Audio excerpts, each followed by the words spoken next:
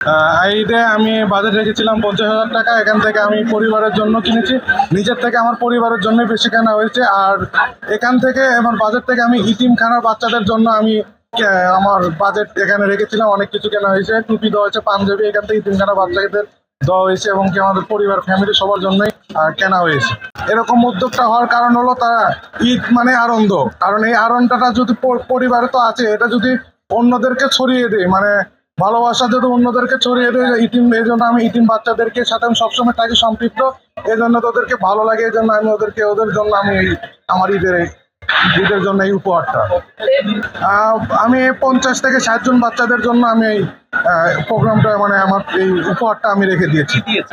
আমি দিয়েছি হলো আতর দিয়েছি এবং কি আমার একটা উদ্যোগ থাকে, আমি প্রতি মাসে 1 বস্তা করে প্রত্যেকটা ইতিমখানাতে আমি চাউল দিই। এবার উপলক্ষে আমি চাউলও দিচ্ছি, তার পাশাপাশি ইফতারও করাচ্ছি। তারপরে আপনার ইতিম বাচ্চাদের জন্য টুপি, আতর, এগুলো পাঞ্জাবি, এগুলো আমি গিফট দিয়েছি প্রায় 50 থেকে 60 জন বাচ্চাদের, ইতিম বাচ্চাদের।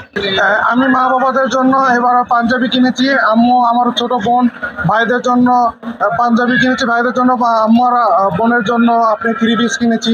আরো কসমেটিকের জিনিসপাতি এগুলো আছে যেগুলো লাগে আর কি, সেগুলো কিনে হয়েছে।